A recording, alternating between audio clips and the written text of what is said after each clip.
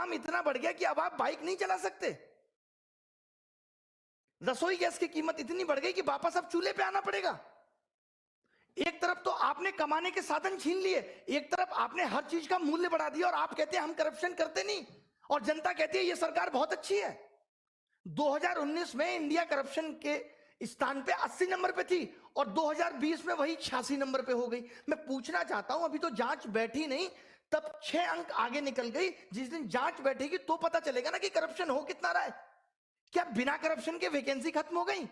एक सीट कम, जो सीट है उस पर भी करप्शन, एग्जाम टाइम से लेंगे नहीं, पेपर सही बनाएंगे नहीं, पेपर में क्वेश्चन गलत डाल के भी 100-100 रुपए वसूलेंगे, उसको भी पैसा वसूलने का धंधा बनाएंगे। एक साल में 2 रिजल्ट एक साथ देंगे, बच्चे को कंफ्यूज करेंगे कि तुम 18 भी भरो, तुम 19 भी भरो, उसे उलझाए रखेंगे। रिजल्ट इतना लेट कर देंगे ताकि वो बोल ही ना पाए, टूट जाए। जैसे कहते हैं ना, कोई अगर आपसे उधार पैसा ले ले, उसको हर दिन कॉल करने दो, रोज उसे घर आने दो, एक दिन वो आना भूल जाएगा, अपने पैसे भूल जाएगा कि भाई मैं इससे ज्यादा परेशान नहीं हो सकता। कल इन्होंने रिजल्ट दिया और मार्क्स के बारे में बोल दिया बाद में देंगे। अब ये पता है मार्क्स कब देंगे? ये मार्क्स देंगे 3 महीने बाद, जब आप लगे होगे 2020 की तैयारी में, आपका ध्यान 2020 की तैयारी में होगा, आप कुछ कह नहीं पाओगे। अरे कब तक सहेंगे हम? अब युवाओं की हुंकार लेके रहेंगे रोजगार। अब अगर रोजगार नहीं मिला ना तो देश सर पे उठा लेंगे। इससे ज्यादा मैं कुछ नहीं कह सकता। हमारी मांगे क्या है? आज ये वीडियो बहुत महत्वपूर्ण है। मैं उन सब लोगों का दर्द बयां कर रहा हूं जो 4-4, 5-5 साल से तैयारी कर रहे हैं, और आपकी एक गलती की वजह से उनकी जिंदगी खत्म हो जा रही है। एज रिकॉग्निंग इशू लगातार 2015-16 तक एज अगस्त से काउंट होती थी। अभी कोरोना काल था, आपको छूट दे सकते थे, लेकिन आपने फिर से 1 जनवरी से एज काउंट कर दी। नहीं होने देंगे, आपको अगस्त से वापस काउंट करनी पड़ेगी। एक छोटी सी गलती, अभी जो लोग नए जुड़ेंगे, जिनको पता नहीं है एसएससी के बारे में, मैं उन लोगों को बता दूं कि ये एक मेंस के पेपर को 3 दिन में लेते हैं, 15, 16, 18।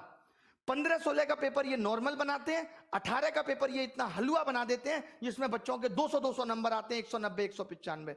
अब जब ये नॉर्मलाइजेशन करते हैं तो वो सारे बच्चे बाहर हो गए। अब आप एक बात बताइए, जिस बच्चे का नॉलेज बहुत अच्छा था, जो खुद से 200 नंबर ला सकता था, जो बच्चा खुद से 200 नंबर ला सकता था, वो अपना पेपर 1.25 घंटे में करके बैठ गया, तो आपने उसका स्किल कहां टेस्ट किया? वो तो पौना घंटा उसका बर्बाद हो गया पेपर के अंदर। और अब आप कह रहे हो कि आपके जो 200 नंबर थे वो उन बच्चों के मुकाबले कम है, और उनको आपने 160 पे ला दिया, और उन किसी बच्चों का सिलेक्शन नहीं हुआ। ये कहां की इंसानियत है? अब आपको 2019 का 18 वाला मेंस दोबारा कराना होगा। लड़ाई उस मेंस को दोबारा कराने की है। जब आप 20 लाख बच्चों का प्री 20 दिन में करा सकते हो, तो आप 1.5 लाख बच्चों का मेंस 1 दिन में क्यों नहीं करा सकते? क्या आपके पास इतने रिसोर्सेज भी नहीं रहे अब कि आप पेपर का लेवल एक जैसा रख सको?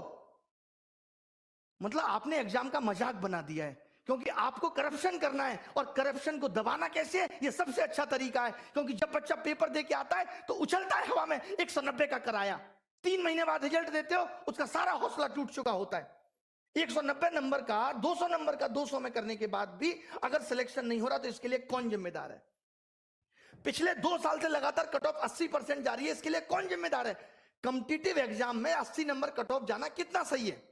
क्या आप पेपर का स्तर नहीं बढ़ा सकते जिससे आप उन बच्चों को भी सेलेक्ट कर पाए जिनके अंदर वास्तव में टैलेंट है? अगर एसएससी अपने एग्जाम में एबीसीडी देने लगे तो कैसे ये निर्धारित होगा कि कौन बच्चा जॉब के लायक है और कौन नहीं? अब सरकार से हिसाब मांगना पड़ेगा। अब हमें बहुत बड़े बड़े कदम उठाने पड़ेंगे। 2020 के लिए क्या कदम उठाने हैं?